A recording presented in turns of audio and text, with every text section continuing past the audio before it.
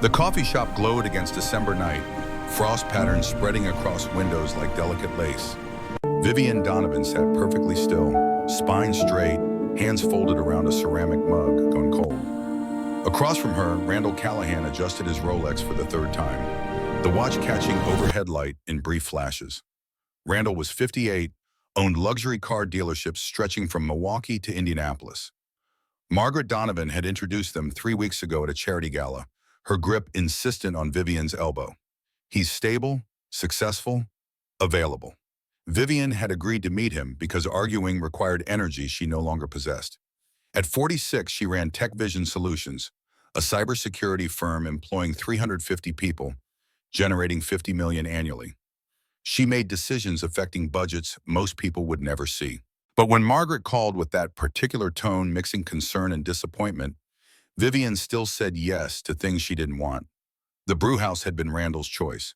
Downtown, decorated for holidays with garland and blinking lights. Outside, snow fell in thin flakes that wouldn't stick but softened the city's edges. Randall had been talking 23 minutes. Vivian knew because she glanced at her phone when he started. He spoke about properties, expansion plans into Colorado. She nodded appropriately, sipped cardboard-tasting coffee, watched how his eyes moved past her like she was scenery. He hadn't asked one question. Not about her work, her life, nothing requiring her to be more than audience. Then he leaned back, folded his arms, and the temperature dropped 10 degrees. I'll be honest. You're too old for every man. The words landed like something heavy hitting carpet. Vivian's fingers whitened around the mug. She didn't move, didn't blink. Ceramic felt solid, the only real thing in a moment suddenly untethered. Randall kept talking, voice unchanged. Most men his age wanted someone younger, early 30s, someone who could give them family, someone without complications like hers. Margaret had told him everything, the infertility, the divorce, the private pain Vivian had tried burying. He'd been honest with her mother about concerns, but Margaret insisted they meet anyway. He didn't see the point wasting time. Younger women existed, more flexible women, women understanding what men in his position needed. Vivian set the cup down carefully, both hands required for steadiness. Her throat tightened. Her chest burned with something not quite anger yet. Being evaluated and found wanting, a sensation she knew intimately. She'd heard worse before. From Adrian, though he'd been kinder, wrapped rejection in apologies and sadness. He'd wanted children, couldn't see futures without them, was sorry but had met someone who could provide what Vivian couldn't. She'd signed divorce papers without fighting, sold their house, told herself she was fine. 8 years ago. Since then, she'd stopped dating, stopped trying, told herself easier this way, cleaner. She had work, routines, a penthouse overlooking Lake Michigan, a closet full of Armani suits, a reputation making men nervous in boardrooms. She didn't need anyone. But Margaret kept calling, kept arranging introductions, kept reminding her time was running out. Vivian had learned enduring it, sitting through dinners with men who looked at her like problems to solve or boxes that didn't check. She'd learned smiling politely, leaving without scenes, driving home to pour single glasses of wine and stare at the city until she felt empty enough to sleep. Tonight, something cracked. She looked up. Randall was scrolling his phone, attention already elsewhere. A text made him smile in ways he hadn't smiled at her once. Vivian opened her mouth. Words formed, something sharp about respecting time, about basic decency, about honesty being cruelty in suits. Then she stopped. Someone was walking toward their table. Garrett Thornton had been sitting in the corner an hour, laptop open, security audit report glowing. Deadline was Monday morning and his apartment was too quiet tonight. Brooke was at his ex-wife's place in San Francisco. First visit in 7 months Vanessa had actually followed through on. His daughter was 7, loved dinosaurs, asked questions about everything. When she wasn't home, rooms felt hollow. Garrett filled silence with work, stayed late at offices, went to coffee shops, kept moving because stopping meant noticing absence. Tonight he'd chosen this place, 3 blocks from Tech Vision's building, open until 11. He'd ordered black coffee, found a back table beneath a bland watercolor of Chicago's skyline. He'd been focused on firewall configurations when the voice cut through ambient noise. Sharp, dismissive, enjoying its own cruelty. Garrett glanced up. He saw Vivian Donovan sitting 2 tables away and his breath caught. He knew who she was. Everyone at Tech Vision knew. The CEO who'd founded the company in her garage 10 years ago built it into something mattering. She ran board meetings with surgical precision and blizzard warmth. People respected her. Some feared her. Garrett had only spoken to her a handful of times, usually during department reviews, where she asked questions cutting straight to problem hearts. She was brilliant, terrifying. Right now, sitting across from a man clearly thinking he was doing her favors just showing up, she looked smaller than Garrett had ever seen her. The man was older by a decade, silver threading hair, expensive watch-catching light. He leaned back like he owned surrounding space, like the world was something already conquered and mildly boring. Garrett heard the last part. Too old for every man. Words hung like smoke. Vivian didn't react visibly, but Garrett saw fingers going white around her cup, saw shoulders stiffening, saw her looking down like trying to disappear. The man checked his phone, looked around planning his exit, already dismissing this meeting as wasted evening. Something shifted in Garrett's chest. He didn't know Vivian well, didn't know what brought her here, or why she sat across from someone clearly not valuing her time, let alone her worth. But he knew what hurt looked like. He knew what sitting in silence taking it felt like because fighting back seemed worse. He'd done it himself, with Vanessa during their marriage's slow dissolution. With people who looked at him and saw only a single dad with too much responsibility, a man who'd started at bottom and clawed up without right pedigree or connections. He closed his laptop. The decision formed before he could second guess. This is my boss. This could end my career. But Garrett was already standing, already moving. Vivian heard footsteps but didn't look up. She assumed a waiter, someone passing, anyone except who it was. Then a hand appeared, strong, calloused. The hand of someone who worked with hands, not just pushed papers. The hand reached across and took hers. Not aggressive, not presumptuous, just steady, certain. Vivian looked up. A man stood beside her table. Tall, broad-shouldered, dark hair showing silver at temples, jeans and flannel shirt under worn leather jacket, working-class clothes in a business-casual room. His face was weathered, speaking of actual life lived, not spa treatments and golf courses. He wasn't looking at her. He was looking at Randall. You're completely wrong. She's perfect exactly as she is.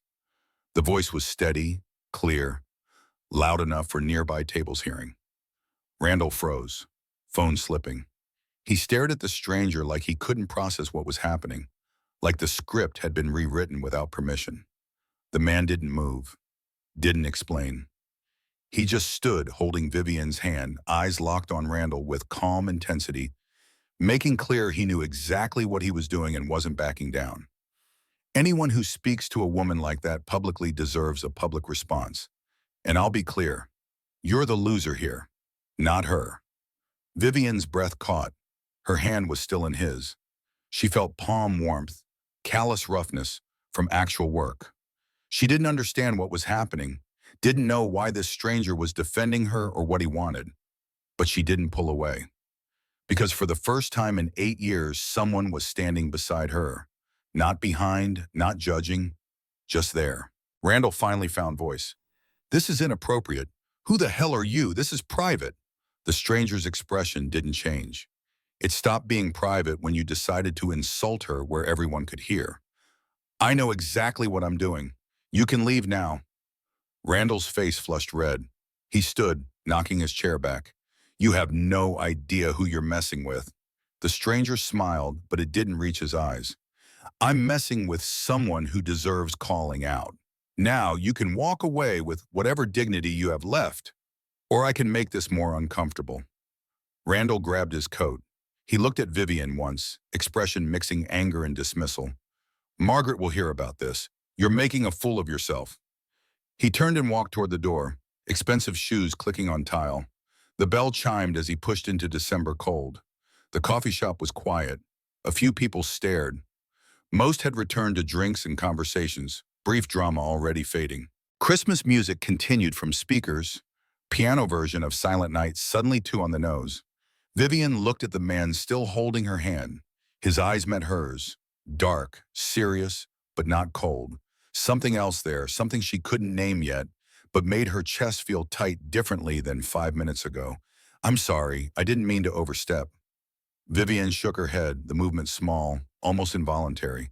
Her throat felt tight again, but this time not from pain, from something unfamiliar, dangerously close to hope. You didn't. The man hesitated, then let go and stepped back, giving space. He gestured to the empty chair, the one Randall had vacated. Do you mind if I sit? Vivian looked at the chair, at the space her mother's choice had occupied, at the coffee cup Randall had left half full, like he couldn't even bother finishing. She looked back at the man. He was waiting, not pushing, just asking. His face was open, patient, like whatever she decided would be fine. Vivian nodded. The man sat, folded his hands on the table, scarred knuckles and broad palms. He didn't say anything right away. Neither did she. The silence between them wasn't heavy.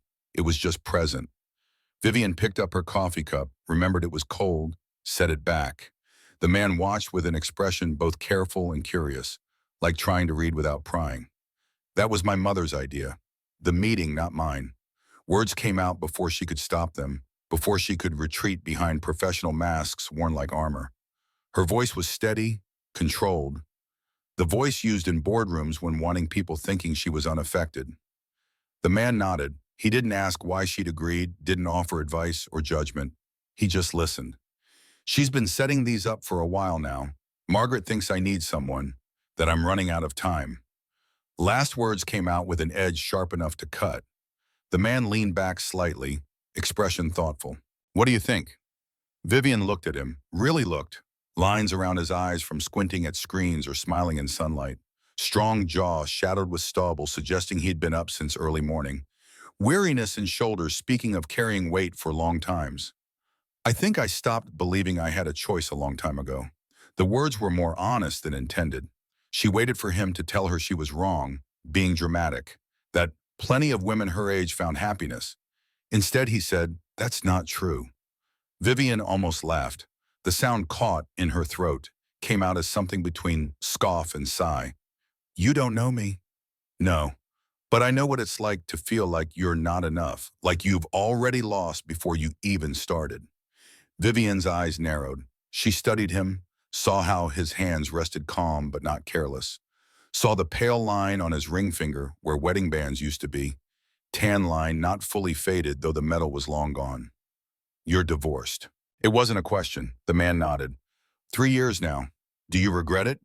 He thought about that, really thought, his gaze drifting to windows where snow was falling heavier. Then he shook his head.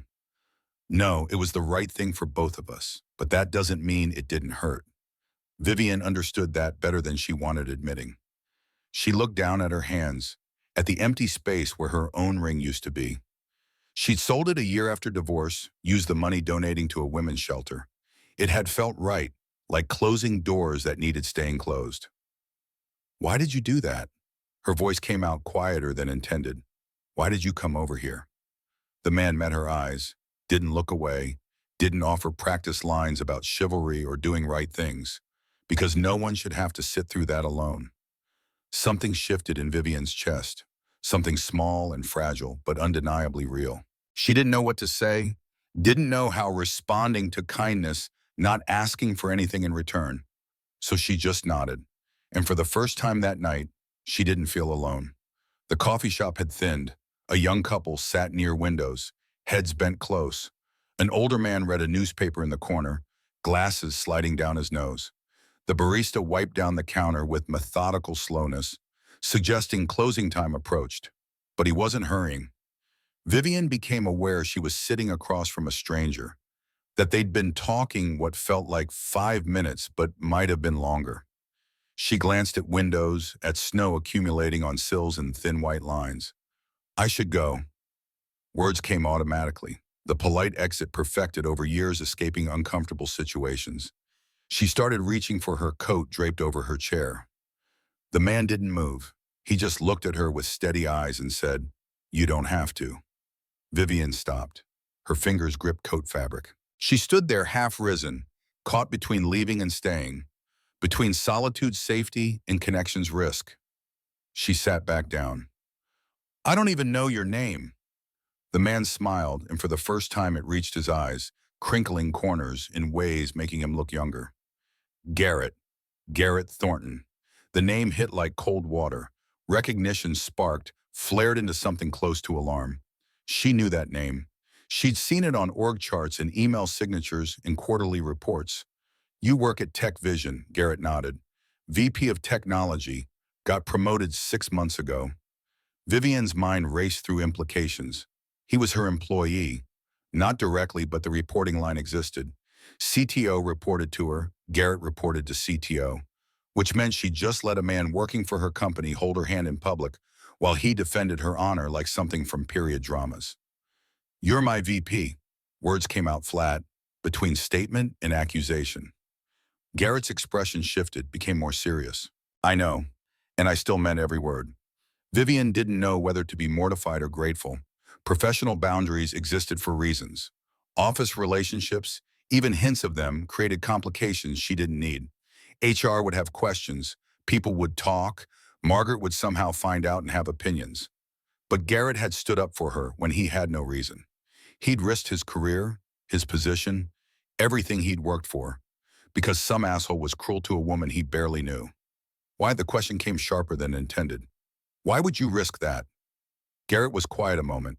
Then he said, I have a daughter, she's 7, and I keep thinking about what I'd want someone to do if 20 years from now, she's sitting in a coffee shop and some man talks to her the way that guy talked to you. The honesty hit Vivian harder than any practice charm could have. This wasn't about her, not really. It was about the kind of man Garrett wanted being, the kind of father he was trying proving himself as. What's her name? Your daughter. Brooke. She's with her mother this weekend. First time in 7 months.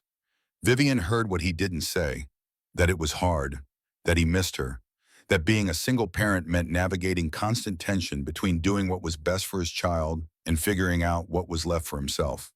That must be difficult. Garrett nodded. It is. But she's the best thing I've ever done. The only thing I know I got right.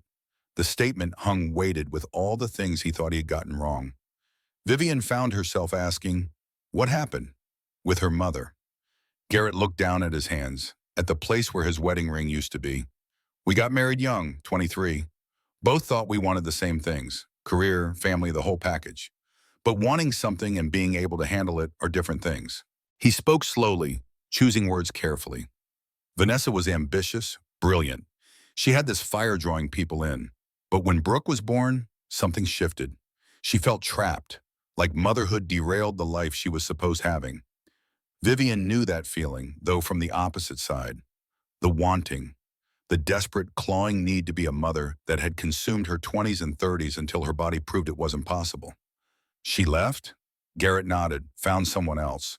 Someone who didn't have a kid and mortgage and job requiring being home by 6 for dinner. She moved to San Francisco 3 years ago, got a position at a startup, sends birthday cards, calls on Christmas, sees Brooke maybe twice a year. I'm sorry. Garrett shrugged, but the gesture was heavy. I'm not anymore. Brooke is better off with someone who wants being there than someone who resents being stuck. But it doesn't stop me wondering what I could have done differently. Vivian recognized that wondering's weight. She'd carried it herself 8 years, the endless loop of what ifs and maybes. Can I tell you something? Her voice came softer than usual, CEO armor cracking in ways it hadn't in years. Garrett nodded. I was married 12 years, to a man named Adrian. We met in college, got married young like you. We had plans, house in Lincoln Park, corner office by 40, kids by 35. She paused, memories rising like water. We tried 5 years, doctors, treatments, everything. I did 3 rounds of IVF, hormones making me feel like I was losing my mind, shots every night, blood draws every week. Nothing worked. Garrett was listening, really listening, his attention complete. Then one time it did work. I was 8 weeks pregnant. We told our parents, started looking at nursery furniture, and then one night I woke up cramping and went to the hospital and it was just gone. Vivian's voice didn't break. She'd told this story enough times to doctors and therapists, and eventually to no one. But something about Garrett's steady presence made it feel different, less like rehearsed tragedy, and more like truth she was finally allowed speaking. After that, doctors said it was unlikely I'd ever carry to term. Severe endometriosis, low ovarian reserve. A list of medical terms all meaning the same thing: broken. You're not broken. The words came fast, immediate. Garrett said them like they were fact, not opinion. Vivian looked at him. Adrian thought I was. He never said it directly, but I could feel it. The way he stopped touching me, stopped talking about the future. And then one day he came home and told me he'd met someone else. Someone younger. Someone who was already pregnant. Bitterness in her voice was thick enough tasting. He asked for divorce. I signed the papers, sold the house, started over. And I told myself I was fine, that I didn't need anyone, that being alone was better than being with someone who saw me as defective. But your mother doesn't see it that way. Vivian laughed, but the sound was hollow. Margaret sees a daughter running out of time, choosing work over family, who's going to end up alone because she's too stubborn to compromise. Garrett leaned forward, forearms resting on the table. Is that what you think? That you're too stubborn? Vivian considered the question, turned it over like a stone examined for flaws. No, I think I'm too tired. Too tired to pretend I'm something I'm not. Too tired to sit through dinners with men who look at me like I'm damaged goods. Too tired to keep hoping maybe this time will be different. Words came out heavier than intended. She felt their weight settling in her chest, felt the ache living there 8 years, constant and dull and familiar. She looked away, suddenly embarrassed she'd said so much, that she'd opened up to someone she barely knew in a coffee shop on a Friday night 3 days before Christmas. But Garrett didn't look uncomfortable, didn't pull back or change subjects. He just nodded slowly, like he understood exactly what she meant. I get that. Vivian glanced at him, waited. Garrett looked down at his hands. Vanessa used to say I was boring, too predictable. She wanted spontaneity, adventure, someone who'd drop everything and fly to Barcelona on Tuesdays. And I was the guy who had to be home by 6 because the babysitter had class at 7. He spoke carefully, walking through minefields of old hurts. But I chose Brooke too. Someone had to. And I don't regret that. The honesty was almost painful. Vivian recognized something in Garrett's story mirroring her own. They were both people who'd been told they weren't enough, that they'd failed at the most fundamental things humans were supposed doing: love, family, connection. And yet here they were, still standing, still trying. The barista approached. Folks, we're closing in 10 minutes. Garrett nodded, started gathering things. His laptop, his empty coffee cup. Vivian did the same, slipping her phone into her purse, buttoning her coat with fingers that felt steadier than an hour ago. They walked to the door together. Garrett held it open, an old-fashioned gesture that would have felt patronizing from Randall, but felt different from him. Like courtesy, not condescension. Cold air hit her face, sharp and immediate. Snow was still falling, heavier now, blanketing the street in white, reflecting Christmas lights from shop windows. Michigan Avenue stretched relatively quiet for a Friday night, most people already home with families. Vivian stepped outside. Garrett followed.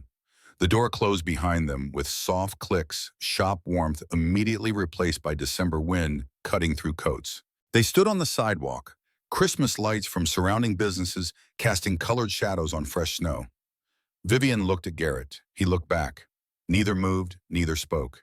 Silence stretched between them, filled with all the things they hadn't said, all the things they didn't know how saying. Vivian felt distance growing, felt herself pulling back into isolation safety. It was easier, safer, less complicated.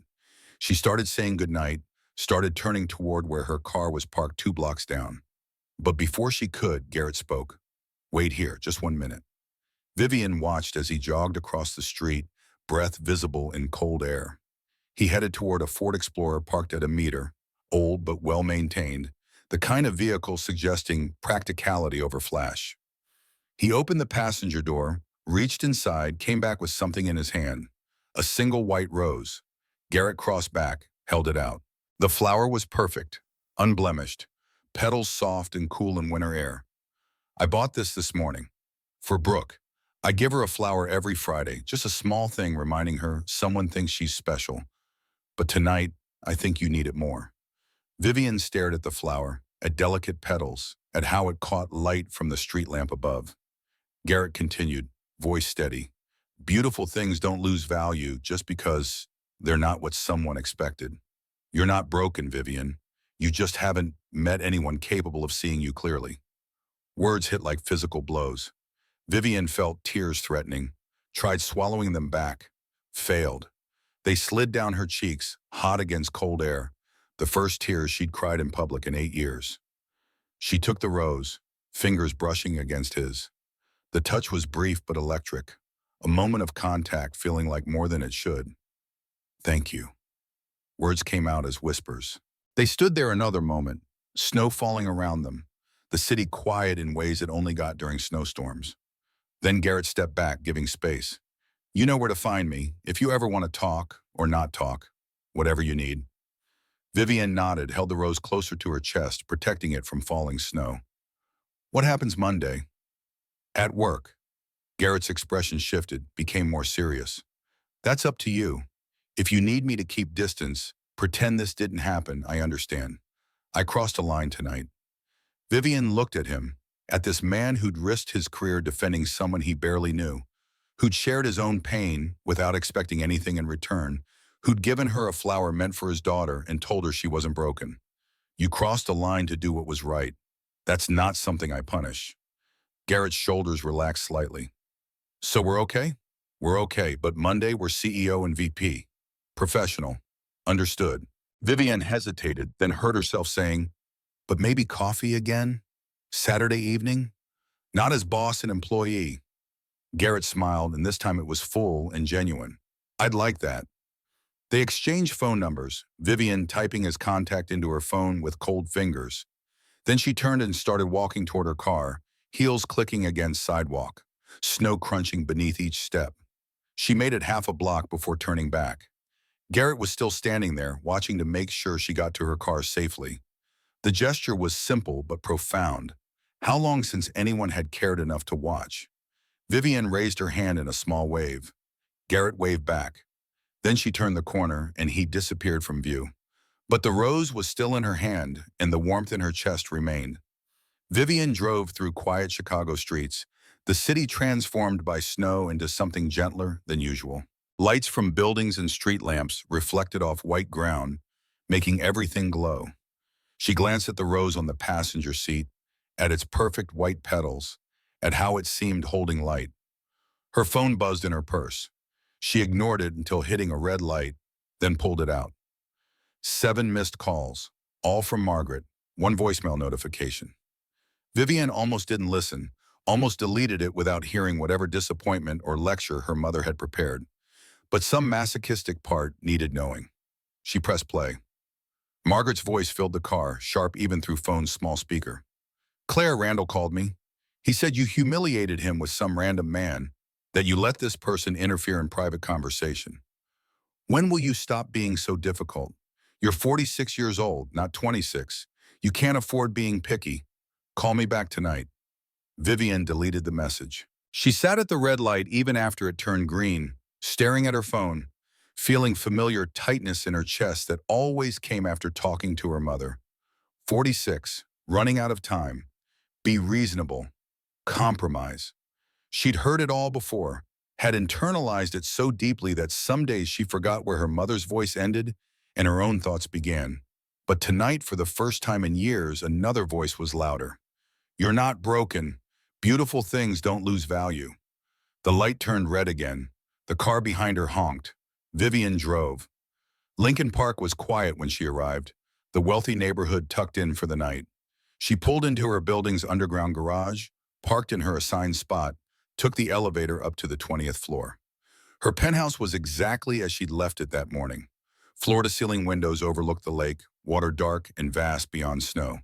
Modern furniture in shades of gray and white. Art on walls she'd bought because her decorator said it was investment-worthy, not because she loved it. Everything clean and expensive and empty. Vivian set her purse down on marble kitchen counter. She found a vase in the cabinet, a Waterford crystal piece that had been a wedding gift from Adrian's parents. She'd kept it out of spite, one of few things she hadn't sold or donated after divorce. She filled it with water, placed the rose inside, set it on the counter where she'd see it every morning. She stood back and looked at it, at how the single flower transformed space around it just by existing. Something beautiful in a place that had forgotten beauty was possible. Her phone buzzed. A text message. From Garrett. Thank you for not calling a security on me tonight. Sleep well, Vivian. She stared at the message for a long moment. Then, before she could second-guess herself, she typed back, thank you for seeing me when I'd forgotten anyone could. Good night, Garrett. His response came almost immediately. A simple emoji, a slight smile. Vivian set her phone down. She changed out of her work clothes, the Armani suit that was armor during days but felt like cages at night. She made herself a cup of tea she wouldn't drink.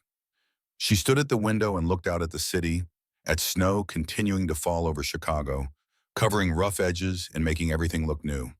For the first time in 8 years, she went to bed without familiar weight of inadequacy pressing down on her chest. The rose stood on her counter, white and perfect. And somewhere across the city, a man who barely knew her was going to sleep thinking she was worth defending. Maybe, Vivian thought as she closed her eyes. That was enough. Across town, Garrett Thornton let himself into his apartment quietly, though there was no real need. Dorothy Sullivan had texted an hour ago that Brooke was staying the night at her place, that she'd seen his car still gone and figured he needed space. Dorothy was 72, Irish Catholic, had lived next door 6 years. She'd become something between neighbor and surrogate grandmother, watching Brooke when Garrett worked late and asking for nothing except occasional help fixing her garbage disposal. The apartment was a 2-bedroom in Lakeview, smaller than the house he'd shared with Vanessa, but big enough for him and Brooke. Dinosaur posters covered one wall. Lego constructions lined the windowsill. A bookshelf overflowed with picture books about paleontology and space and why the sky was blue. Garrett sat on the couch, exhausted but unable sleeping. He thought about Vivian Donovan, about how her face had looked when that asshole told her she was too old, about the crack in her voice when she talked about losing her only pregnancy, about tears that had finally broken through when he'd given her the rose. He thought about his own reflection in her story, the failure, the inadequacy, the constant feeling of not being enough. But he also thought about how she'd smiled at the end, small but real, how she'd agreed to see him again, how her text had said he'd seen her. His phone buzzed, a text from Dorothy. Brooke's asleep. Don't worry about picking her up till after breakfast. You did something good tonight, lad, I can tell. Garrett smiled. Dorothy had an uncanny ability reading people, knowing when something had shifted. He texted back his thanks, then opened a new message to Vivian. Thank you for not calling security on me tonight. Sleep well, Vivian. He sent it before he could overthink, before the professional voice in his head could remind him that texting his CEO at midnight was probably crossing about 15 different boundaries. Her response came faster than expected. Thank you for seeing me when I'd forgotten anyone could. Good night, Garrett. Garrett read the message 3 times. Then he set his phone on the coffee table and leaned back against the couch, feeling something he hadn't felt in 3 years. Hope. Not the desperate, grasping kind. Not hope coming from wanting something so badly you convinced yourself it was inevitable. But a quiet, steady hope that whispered maybe. Maybe 2 broken people could figure out how building something new. Maybe worth wasn't measured by what you could produce or provide, but by who you chose being when it mattered. Maybe it wasn't too late after all. Garrett went to his bedroom, checked his phone one more time, saw no new messages. He set an alarm for 7, early enough to pick up Brooke and take her to breakfast at the diner she loved, the one with dinosaur-shaped pancakes. He fell asleep thinking about a woman with ice blue eyes and a rose that was meant for his daughter, but had found a better home. Saturday arrived with unexpected nervousness. Vivian stood in her walk-in closet at 5 in the afternoon, staring at rows of suits and business attire, suddenly feeling inadequate. Charcoal blazer, too corporate, silk blouse costing more than most people's rent, too formal.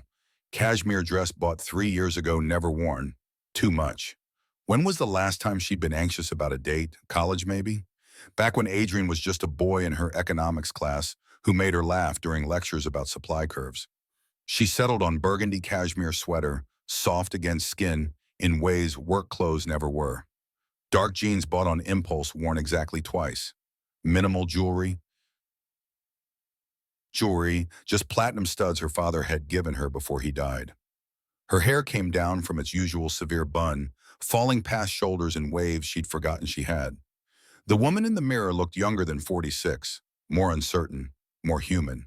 Vivienne grabbed her coat and left before she could change her mind. Intelligentsia Coffee sat on Millennium Park's edge. All exposed brick in industrial lighting, the kind of place serving pour-overs and taking coffee seriously. She arrived at 7 exactly, a lifetime of punctuality impossible, shaking even when wanting to appear casual. Garrett was already there, seated at a table near the window. He stood when he saw her, an old-fashioned gesture. He'd cleaned up from Friday night but kept essence intact. Dark jeans, gray sweater stretching across shoulders, same leather jacket. "You look different." His voice carried unexpected warmth. Vivienne touched her hair self-consciously. "I don't usually wear it down. I like it." They sat, ordered coffee.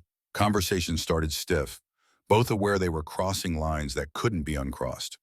Boss and employee meeting outside work hours. It sounded innocent until you factored in everything from Friday night. The way his hand had felt holding hers, the flower still sitting in crystal on her counter. "Tell me how you started Tech Vision." Garrett leaned forward, genuinely interested.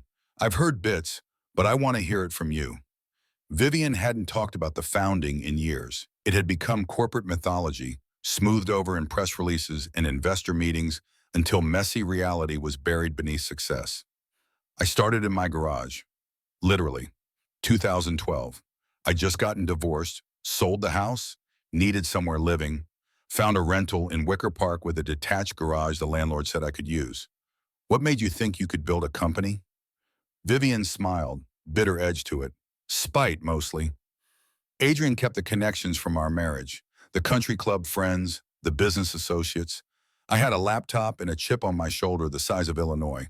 Garrett laughed, the sound unexpected and genuine. "That's as good a reason as any." My first client was a small law firm in Evanston.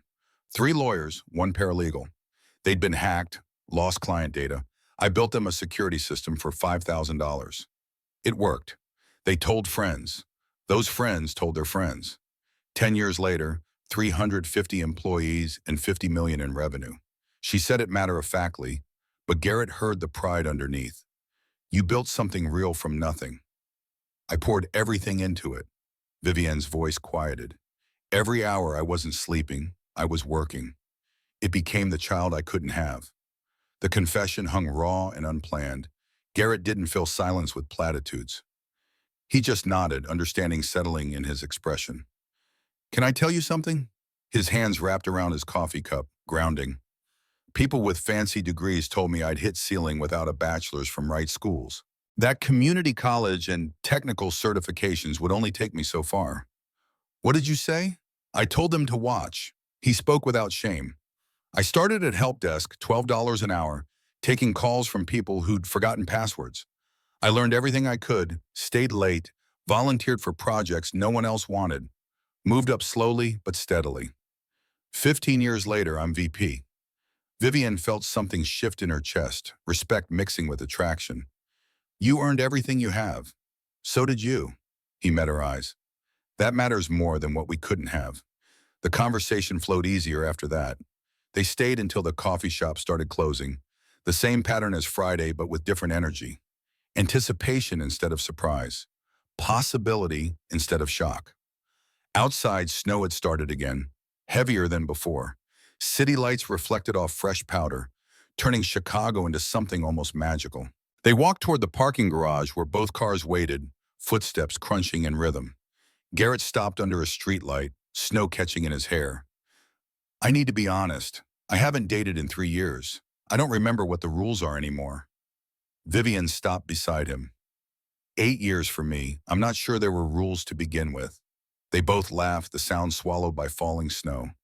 Then the laughter faded, and they were just standing there, close enough that Vivian could see individual snowflakes melting on Garrett's jacket, could feel warmth radiating from him in cold air. "What if we don't follow rules?" Her voice came out softer than intended. Garrett's eyes searched hers. "What did you have in mind?" Vivian answered by closing distance between them and pressing her lips to his. For a second, Garrett froze, surprised. Then his hands came up to cup her face and he kissed her back with intensity, speaking of 3 years of loneliness finding sudden relief. The kiss was everything it shouldn't be. Desperate and real and full of years they'd both spent convincing themselves they didn't need this. When they finally pulled apart, both breathing hard, snow had accumulated on their shoulders. That was, Garrett's voice was rough. Yeah, too fast? Vivian shook her head. Or too slow. We've both wasted enough time pretending we don't want things. They stood there another moment, foreheads almost touching, breath visible between them. Then Vivian stepped back, suddenly aware of where they were, who might see. I should go. Garrett nodded, understanding, written in his expression. Text me when you get home. I will. But she waited until he'd walked to his car first, watched him drive away before moving. Some protective instinct she couldn't name made her want being the one who stayed, who watched, who made sure he was safe even though it made no logical sense.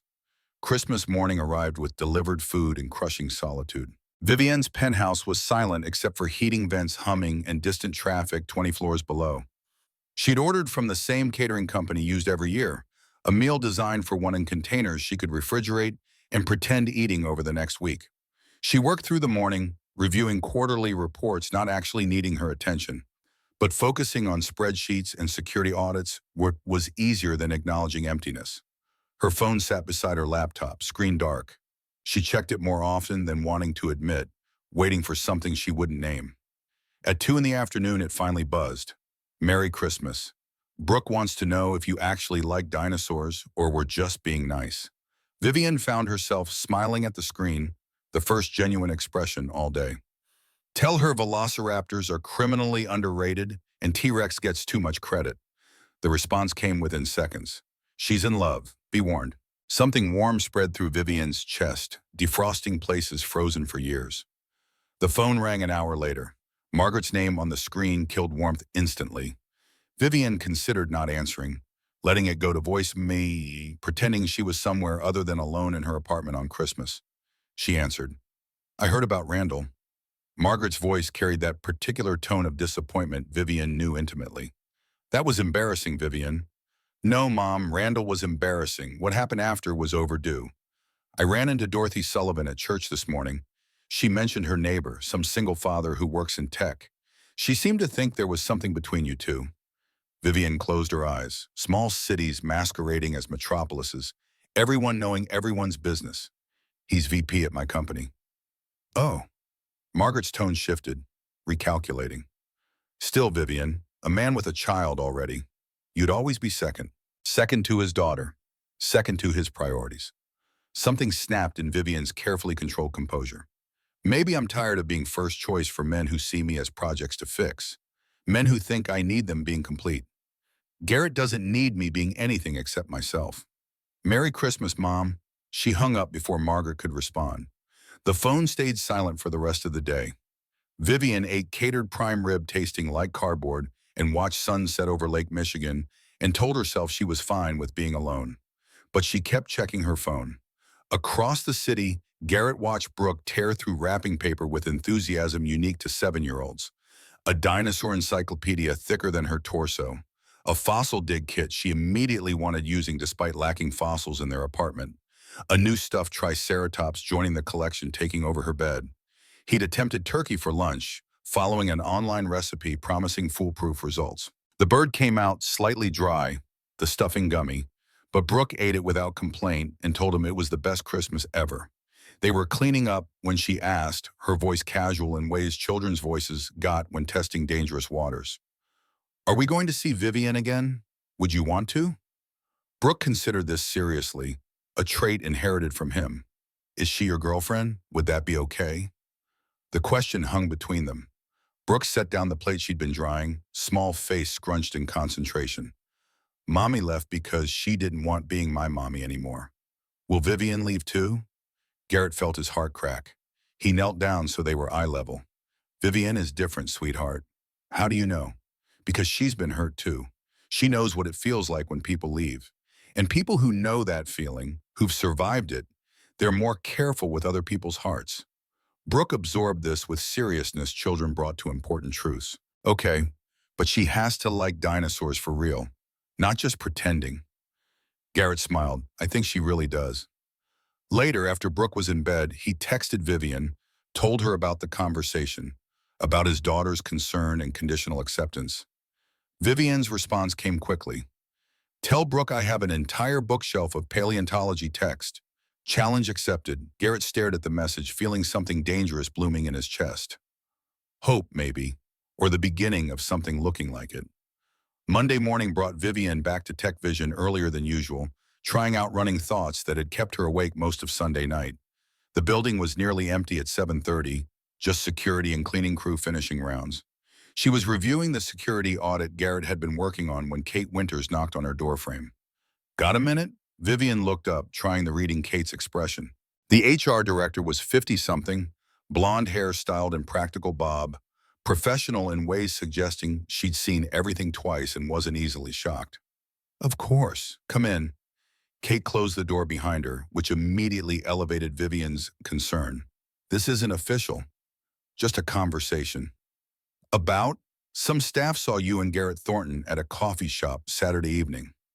Kate's voice was neutral, carefully avoiding judgment. I'm checking in. Vivian kept her face impassive. We had coffee, personal time, off company hours. I understand, and that's completely fine. But I need making you aware that he reports to CTO, who reports to you. It's indirect, but there's still hierarchy.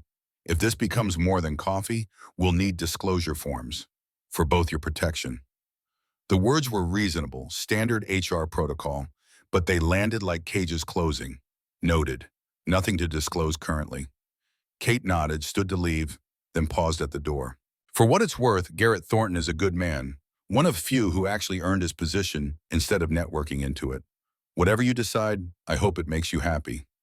The door closed. Vivian exhaled, feeling walls closing from multiple directions.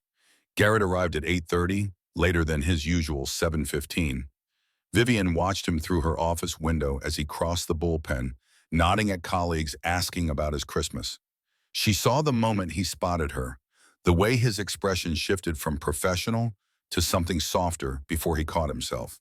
Their eyes met across distance, brief, loaded with everything they couldn't say in this space. Vivian grabbed a file she didn't need and walked past his desk toward the conference room. As she passed, she didn't slow down. Garrett, my office, 10 a.m., quarterly security review. Her tone was pure CEO, distant, authoritative. Yes, ma'am. She felt other VPs watching. Heard whispers start before she'd even reached the conference room. Thornton in trouble. Wonder what he did. Donovan looks pissed. Let them wonder. At 10, Garrett knocked on her door. She called him in, watched him close it behind him, saw tension in his shoulders. Am I about to be fired? Sit. He sat, waited. Silence stretched between them, heavy with unspoken questions. This is complicated. Vivian's voice was carefully neutral. I know. You report indirectly to me. Office politics, gossip, HR implications. I understand. We can stop. The words hit Vivian harder than they should have. She looked at him, really looked, and saw resignation in his eyes. He was preparing, walking away, making it easy for her. I don't want to stop. Garrett's head came up, surprise replacing resignation. But we need rules. Here, at work, we're CEO and VP. Professional distance. No special treatment. No indication anything has changed. Can you do that? Yes. Outside work, we figure it out as we go. No expectations, no pressure, just seeing what happens. Garrett smiled, small but genuine. I can work with that. Good. Now, the actual security review. The quarterly audit found 3 vulnerabilities in the client portal. Walk me through your remediation plan. They spent the next hour going through technical details, firewall configurations, patch schedules. To anyone listening at doors, it would sound purely professional. But Vivian was hyper-aware of every moment on their hands almost touched, reaching for same documents. Every time their eyes met and held a beat too long. The chemistry was obvious if you knew how looking. And people at Tech Vision knew how looking. Wednesday morning started with routine until it didn't. Vivian finished her Peloton workout at 6, weights at 6:30, shower at 7. She was at her desk by 7:15, laptop open, coffee steaming, ready tackling the day. A LinkedIn notification appeared in her peripheral vision. She almost ignored it, another connection request from someone wanting networking into her circles. Then she saw the name. Adrian Donovan viewed your profile. Her ex-husband, the man she'd spent 12 years building life with, the man who'd left her for someone who could give him what she couldn't. She stared at the notification, finger hovering over the delete button.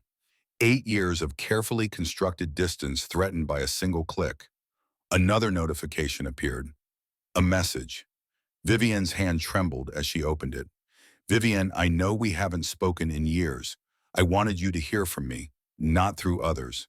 Sarah and I are expecting our second child, due June.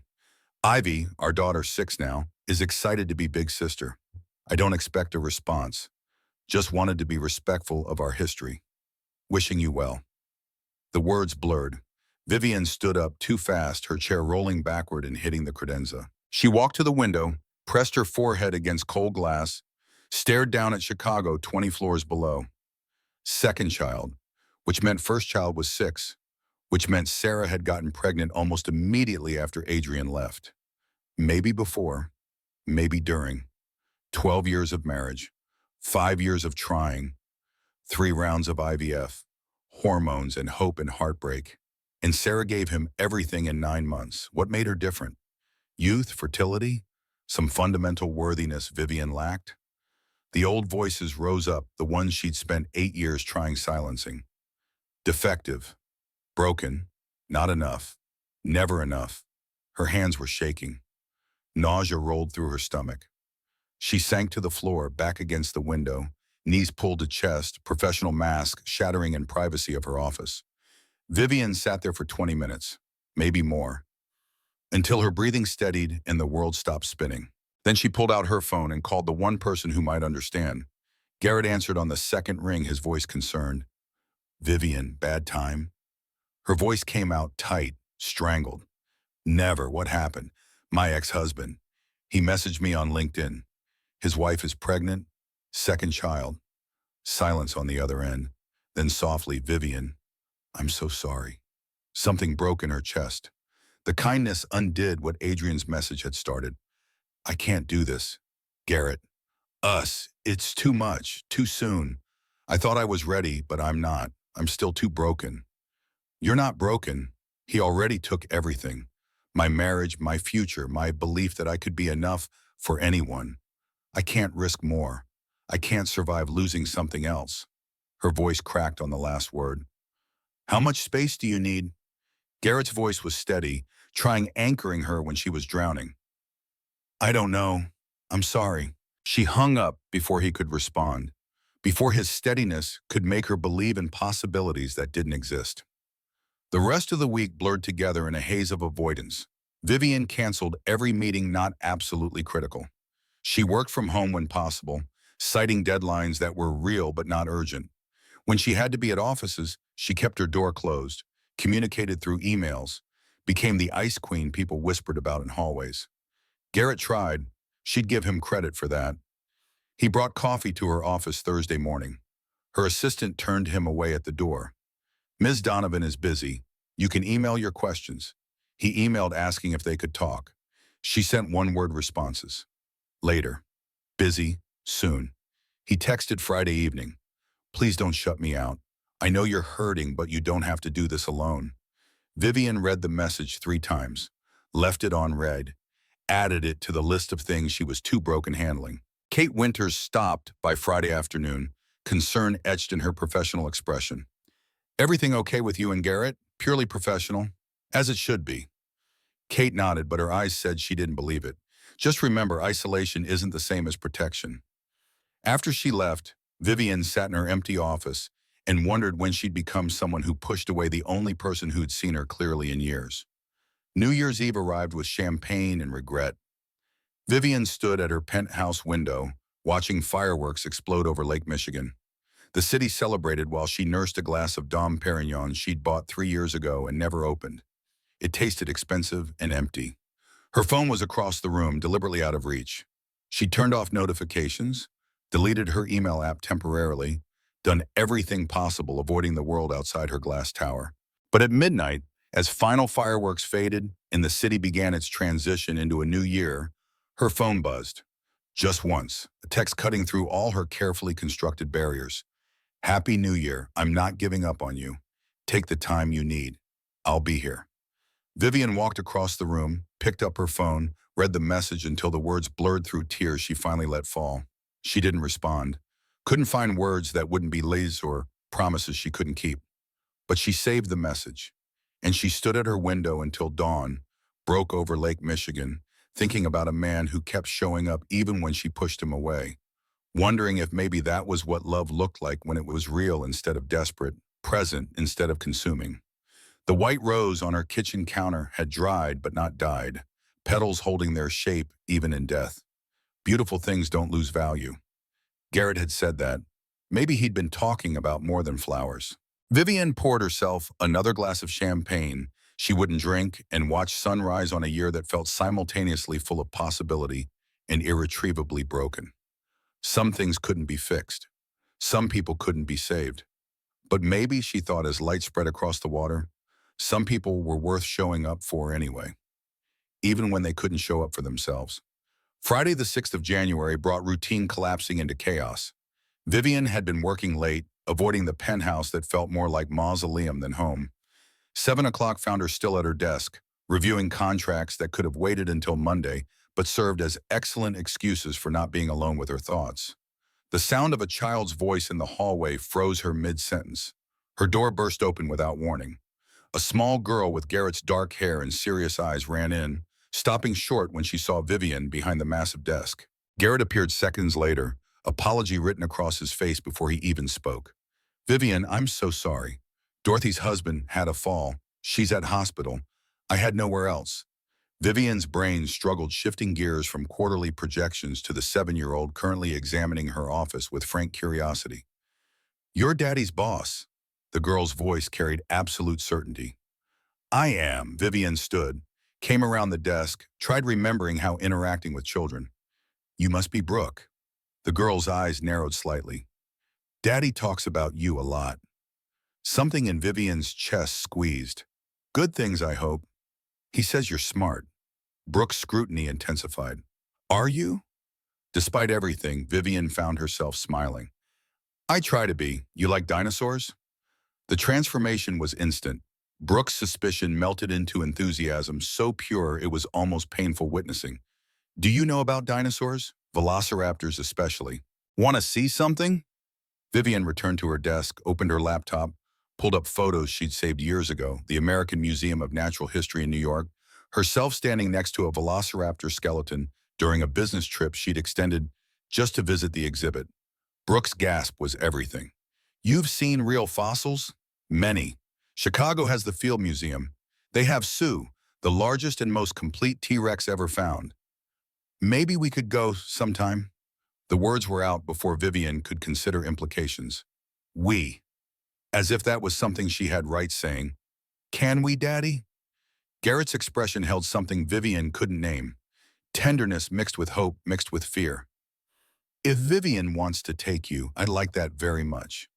For 30 minutes, Vivian showed Brooke dinosaur photos, answered questions about bone structure and extinction theories, felt something ice-covered in her chest begin thawing. The girl was brilliant, curious in ways children were when adults hadn't taught them that enthusiasm was embarrassing. Garrett's phone rang. Dorothy. Her husband was fine, just bruised. She could take Brooke now. Time to go, sweetheart. Gather your things. Brooke collected her backpack, started toward the door, then turned back suddenly. Are you Daddy's girlfriend? The question hung in the air like smoke. Vivian felt Garrett tense beside her. That's not appropriate, Brooke. But the girl wasn't backing down. Her small face had gone hard, defensive. My mommy left because she didn't want me. Are you going to leave Daddy too? The words hit Vivian like physical blows. She knelt down so they were eye level, tried finding words that wouldn't be lies. Sweetheart, I would never want hurting your father. Everyone leaves. Brooke's voice cracked. It's always just me and Daddy. We don't need anyone else. She ran to Garrett, pressed her face against his stomach, refused looking at Vivian again. Garrett met Vivian's eyes over his daughter's head. I'm so sorry. We haven't talked about dating. I didn't know she'd react like this. It's okay. She's protecting you. I understand. But the understanding didn't stop it from hurting. Didn't stop Vivian from seeing herself through a 7-year-old's eyes and finding herself wanting. After they left, she stood alone in her office, fluorescent lights humming overhead, and thought about all the ways she was insufficient. Not enough for Adrian, not enough for Margaret. And now, apparently, not enough for a child who'd been abandoned once and wasn't willing risking it happening again. Even children see it. Vivian spoke to her empty office. I'm not mother material, never will be. She gathered her things, drove home through winter streets, crawled into bed without eating, and let darkness take her. Monday morning arrived with urgency. Vivian wasn't prepared for. She was at her desk by 7:15, determined losing herself in work that made sense, problems that had solutions. The January board meeting was approaching, quarterly reports needed final review, the new product launch required her attention. None of it stopped her from thinking about Brooke's words. Are you going to leave too? At 9:30, her assistant Riley knocked tentatively. Ms. Donovan, your mother is here. Vivian's head snapped up. What? She's in the lobby. Security tried stopping her, but she's quite insistent. Send her away. Riley's expression suggested this had already been attempted. She's already heading up. Said she'd wait in your office if necessary. Vivian felt control slipping through her fingers like water. Tell her I'm in a meeting. Too late. The door opened and Margaret Donovan swept in, 70 years old and dressed like attending a charity luncheon at the Drake. Pearls, Chanel suit, disapproval radiating from every perfectly composed inch. We need to talk, Vivian Elizabeth. I'm working, Mother. You're always working. That's the problem. Margaret closed the door behind her, a gesture immediately putting Vivian on edge. Not here, not now. Yes, here. Yes, now. You've been avoiding my calls for 2 weeks. Vivian stood, tried using height as advantage. I have a company to run, Mother. Whatever this is can wait. Can it? Because Randall Callahan called me last week. He told me you humiliated him publicly with some laborer who thought he had rights interfering in private conversations. The word laborer landed with particular venom, class warfare wrapped in maternal concern. Garrett Thornton is VP of Technology at this company, hardly a laborer. Margaret's eyes narrowed. I ran into Dorothy Sullivan at New Year's Eve Mass. She told me all about her neighbor. Nice enough man, she said. But Vivian, a single father, working class background, you're CEO. You could have anyone. Why settle? Something in Vivian's carefully controlled composure began cracking. Settle? Settle? Maybe I'm tired of men who see me as defective goods, Mother. Lower your voice. But Vivian was past caring who heard. The door was closed, but voices carried in modern office buildings. She knew people were probably gathering outside, listening to the CEO lose her composure. Let them. No, you wanted this conversation public? Fine. Vivian's voice rose. I'm 46 years old. I can't have children. My ex-husband has 2 now. 2, Mother, with someone who isn't me. Margaret stepped forward. If you'd tried harder with Adrian. Vivian felt something inside her snap completely. Her voice rose again, all pretense of professional composure abandoned. I tried everything. 5 years. Shots, hormones, surgery. My body failed, Mother. You could have adopted. Vivian broke. I could have stopped being myself, become some version of Vivian that Adrian found acceptable. I did that. For 12 years, I made myself smaller to make him feel bigger. And he still left. The silence that followed was deafening. Through closed doors, Vivian could hear the bullpen had gone quiet, everyone listening to the CEO's breakdown in real time. Margaret's voice dropped, became almost gentle, which was somehow worse than judgment. This man, Garrett, he has a child already, a daughter. You'll always be second. Second to her, second to his priorities, second to the woman who gave him what you never could. Something inside Vivian exploded completely. Her voice rose again, fury mixing with years of accumulated pain. Maybe I want being with someone who knows how prioritizing what matters, who doesn't need me birthing his legacy to prove my worth, who sees me as a person instead of a walking incubator that failed quality control. The door opened. Garrett stood in the frame, his presence somehow both calm and commanding. He'd clearly heard the last part of their exchange. "Mrs. Donovan, you need leaving." Margaret turned, really looked at him for the first time. "And who are you to make demands? Someone who knows your daughter's worth, which you clearly don't. How dare you?" Margaret's voice could have frozen Lake Michigan. "You know nothing about our family, about what she's thrown away." Garrett took a step into the office, his voice steady, implacable. "A real man doesn't measure a woman by her ability bearing children. He measures by her heart, her mind, her strength. Your daughter has all three in abundance. The only deficiency here is in people who can't seeing that." He paused, and Vivian watched something shift in his expression. Calculation turning to conviction. "I know value when I see it. Your daughter built an empire from a garage in desperation. That's more legacy than most people leave in 10 lifetimes." Margaret's face had gone pale. "She'll die alone." The words dropped like stones. Garrett's response came quiet but absolute. "She's alone because people like you keep telling her she's not enough. That ends now. Please leave before I call security." Margaret looked at Vivian one last time, saw tears streaming down her daughter's face, the professional mask utterly destroyed. Something flickered in Margaret's expression. Recognition, maybe, or regret. She left without another word. The door closed. The office fell silent except for Vivian's ragged breathing. Kate Winters appeared in the doorway within seconds. "I'll handle the HR fallout. Take the rest of the day." She disappeared. Garrett locked the door, pulled the blinds on interior windows, gave Vivian privacy she desperately needed. Vivian collapsed, not dramatically, just a slow slide down the wall until she was sitting on the floor, knees pulled to chest, everything she'd held together for years finally breaking apart. Garrett knelt beside her, didn't try fixing it, didn't offer empty platitudes, just held her while she sobbed. Years of accumulated pain pouring out in gasps and tears and sounds barely seeming human. "I can't do this." Her voice was muffled against his shoulder.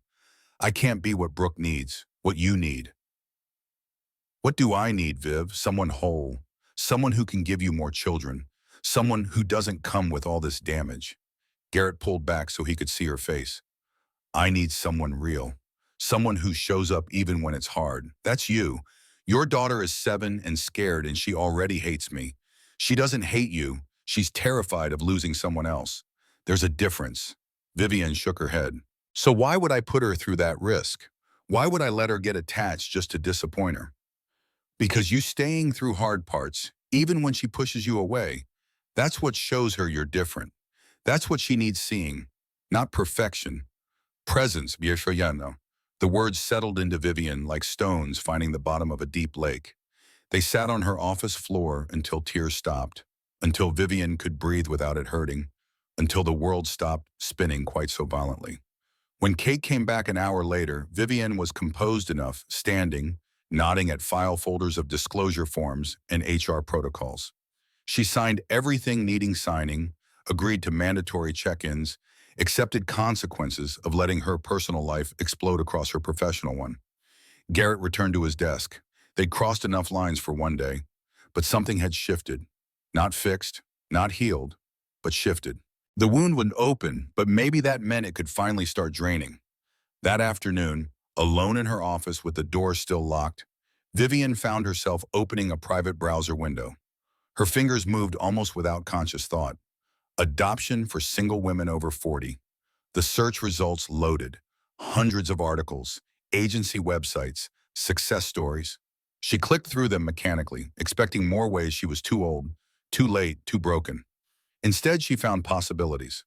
Chicago had 3 agencies specializing in placements for single adults. Age was a factor but not disqualifying. Financial stability mattered. So did emotional readiness, home studies, background checks. Things Vivian could provide or pass or prove. She read testimonials from women in their 40s and 50s who'd adopted successfully. Happy families not following traditional scripts. Children who'd needed homes and adults who'd needed giving love they thought would never have outlets. One story stopped her cold. A woman, 47, single, CEO of a consulting firm. She thought she was too old, too busy, too damaged by infertility being a mother. Then she'd adopted a 4-year-old girl from foster system and discovered that broken people often made the best parents because they knew what it meant needing someone who'd stay. Vivian stared at the screen until words blurred. Then she picked up her phone, found the number for Bright Futures Adoption Agency, called before she could talk herself out of it. The woman who answered had a kind voice, warm without being patronizing. "I'd like information about adoption for single women." "Of course, let me connect you with an intake coordinator. They can answer your questions and set up consultation if you're interested." Hold music played. Something classical probably meant being soothing. Vivian's heart hammered against her ribs.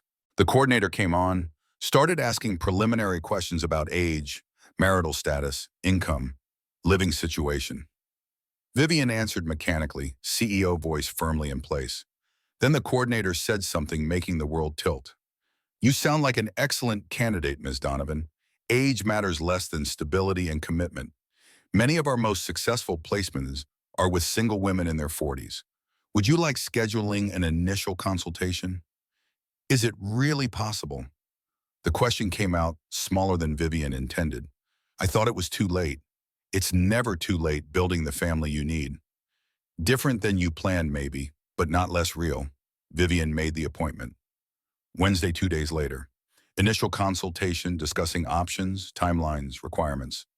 After hanging up, she sat in her silent office and felt something she hadn't felt in 8 years.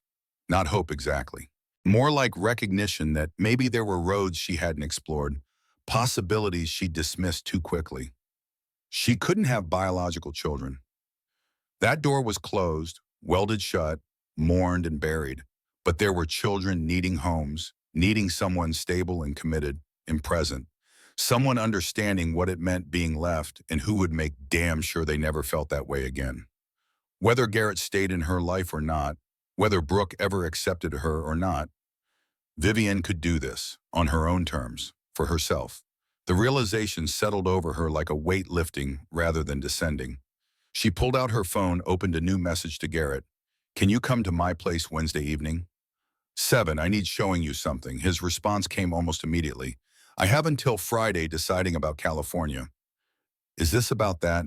Vivian's fingers froze over the keyboard. California? What was he talking about?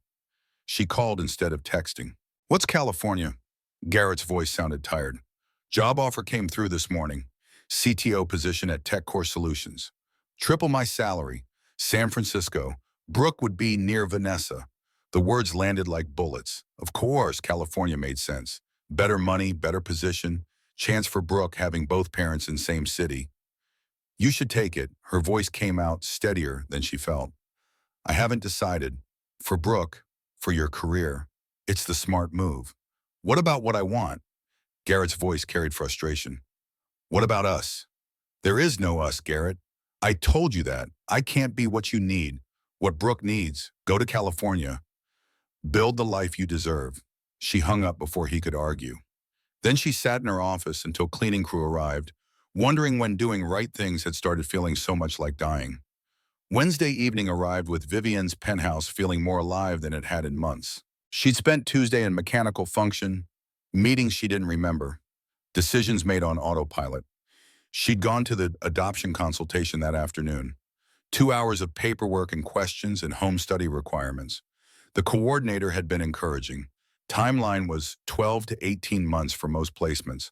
Longer for infants, shorter for older children who'd aged out of the cute phase and become harder placing. Vivian had left with a folder full of information and strange certainty settling in her bones. This was right. Not a backup plan, not settling. Just a different path to the same destination. Now she stood in her penthouse at 6:45, waiting for Garrett, rehearsing what she needed saying. He arrived exactly at 7, punctual even in crisis. His face showed the strain of the past week, shadows under eyes that hadn't been there before. "Come in." Garrett stepped inside. She'd made coffee, set it on the living room table beside her laptop. "What is this?" His voice was careful. "Sit, please."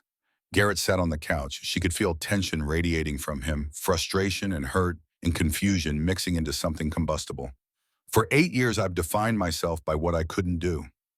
Vivian kept her voice steady, factual. "Couldn't have children, couldn't keep my marriage, couldn't be enough for anyone." But I never asked the right question, which was, what can I do? She opened her laptop, clicked to the presentation she'd spent 3 hours building. Adoption agency logos, statistics on single-parent adoptions, success rates. I qualify, Garrett. I can adopt. Maybe not an infant, probably an older child, but I can become a mother. On my own terms, without needing my body cooperating or a man validating the choice. More slides. Testimonials, requirements, timelines. She watched Garrett's face as understanding dawned. Vivian, but she wasn't done.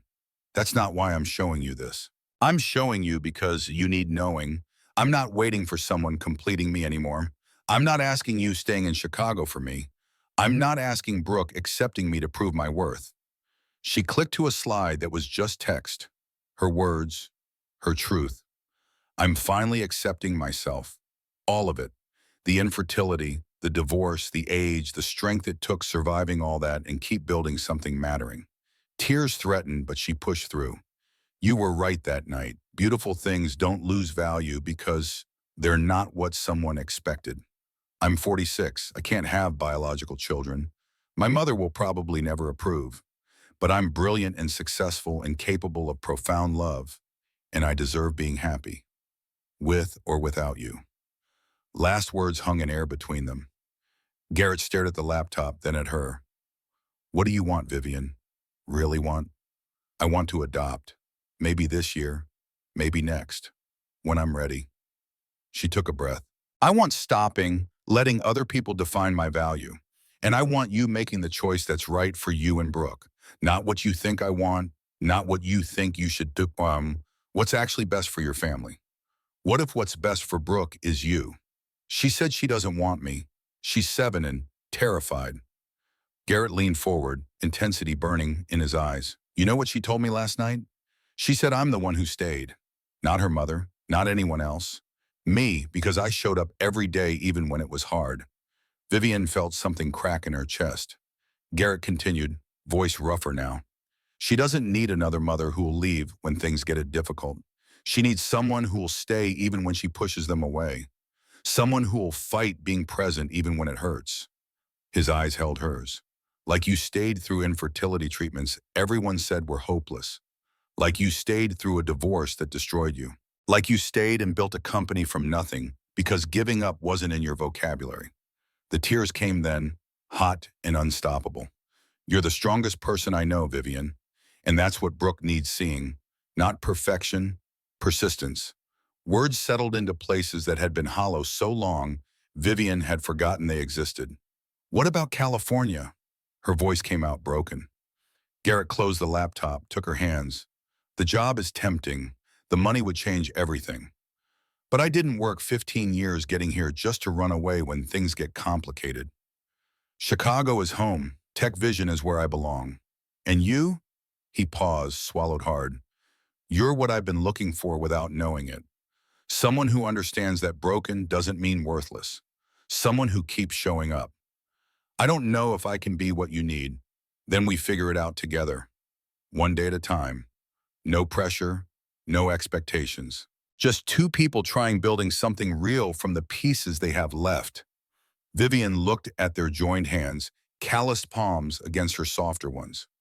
She thought about Brooke's rejection, Margaret's cruelty, Adrian's new family. All the ways the world had told her she wasn't enough. Then she thought about the adoption folder sitting on her kitchen counter, about a man who defended her to strangers and family alike, about the possibility that maybe worth wasn't about what you produced, but who you chose being when it mattered. Okay, the word came out as a whisper. Okay. Garrett pulled her close, held her while she cried again. Different tears this time. Not grief, but release. Permission wanting things she'd stopped letting herself imagine. They sat on her couch until the coffee went cold, talking through logistics and fears and possibilities. Garrett called TechCore Solutions, declined the position, felt relief rather than regret. I need talking to Brooke. His voice was serious. Really talk. About us. About what it means. About her fears. Vivian nodded. I understand if she can't handle it. If I'm too much too soon. Give her a chance knowing you. not as my boss or some abstract threat, as Vivian, the woman who actually knows more about velociraptors than T-Rex. Despite everything, Vivian laughed. When did you become an optimist? Around the same time you became brave enough fighting for what you want instead of what you think you deserve. Words landed softly, true enough to ache. Saturday afternoon found Vivian sitting in Garrett's Lakeview apartment, nervous in ways board meetings never made her. The space was smaller than her penthouse, lived in rather than designed. Dinosaur posters competed for wall space with Brooks' artwork. Lego constructions covered every available surface. Books spilled from shelves in cheerful chaos. It felt like a home. Brooke opened the door when Vivian knocked, formal and wary. Ms. Donovan. Come in. Thank you, Brooke. Vivian stepped inside, saw the tea party set up in the living room. Plastic cups, teddy bears arranged in a circle, cookies looking homemade but slightly burnt. Would you like tea? I would love some. They sat on the floor. Vivian accepted a cup of imaginary tea, complimented a teddy bear's dress, waited for Brooke setting the pace. I was mean to you. The girl's voice was small, uncertain. You were honest. That's more important. Daddy says honesty matters. He's right about that. Brooke poured more invisible tea, careful with ritual. I don't want you being my new mommy. The words should have hurt. Instead, Vivian felt relief. Okay, I don't want being your new mommy either. Brooke's head came up, surprise replacing wariness. You don't? You already have a mother. She just can't be what you need right now. That's not your fault, and it's not mine.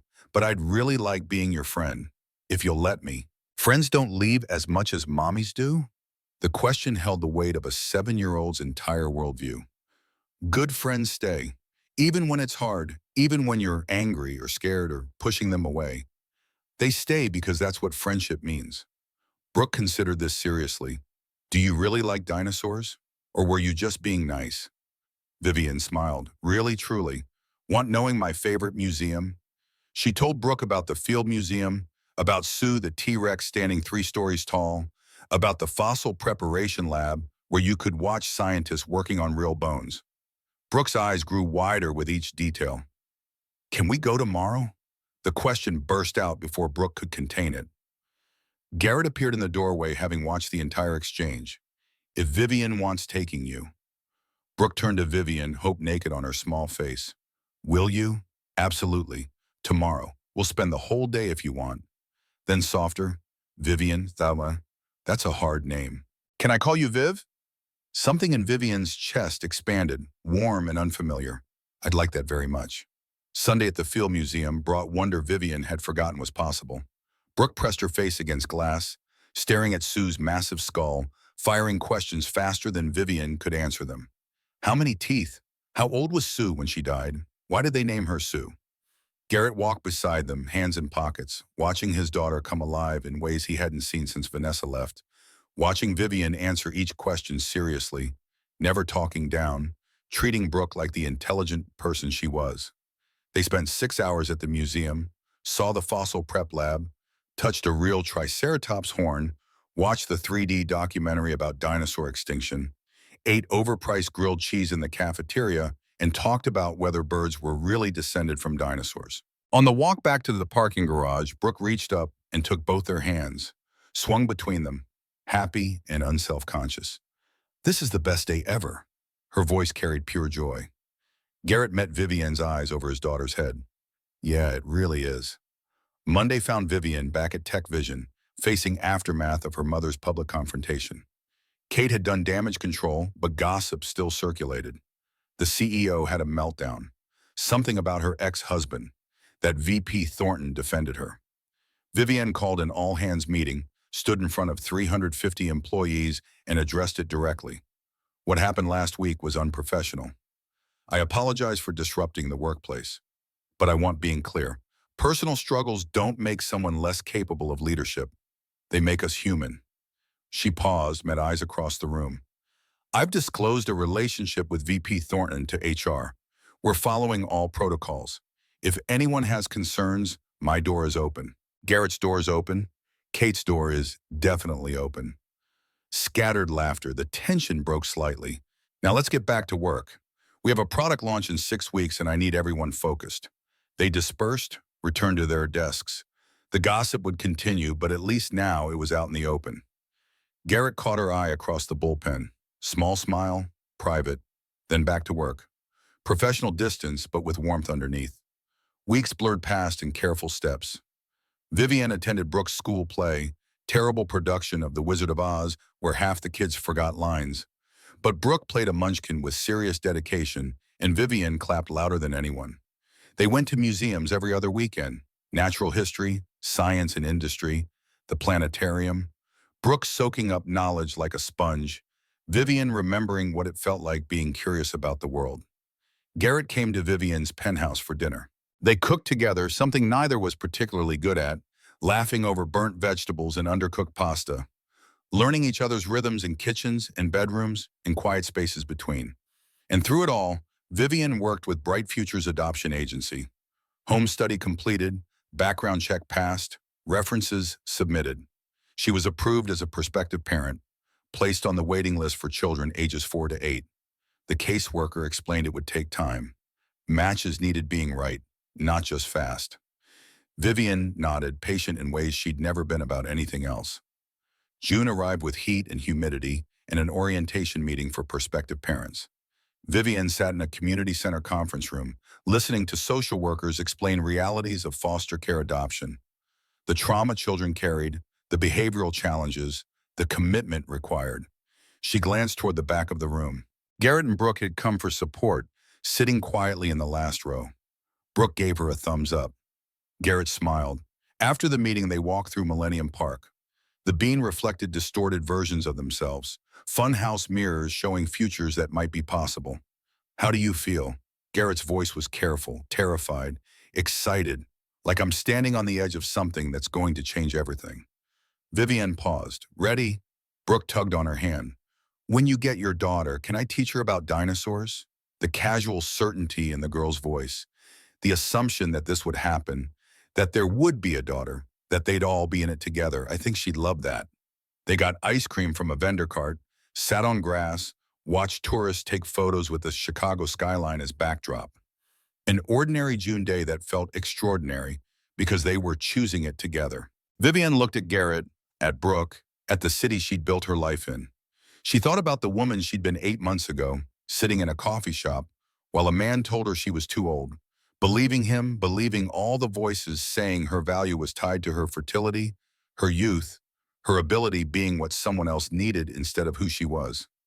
She thought about Garrett finding her in that moment, not rescuing, not saving, just seeing, holding up a mirror, reflecting worth instead of damage. She thought about Brooke learning that friends stayed, about herself learning that families could be built from intention instead of biology. Her phone buzzed. A text from the adoption agency. A match was being considered. A 4-year-old girl in the system needing permanent placement. More information would come next week. Vivian read the message twice. Let the words settle into her bones like truth. She'd spent 8 years believing she was too old, too broken, too late. But some things were worth waiting for. Some families weren't born. They were built from broken pieces that fit together in unexpected ways.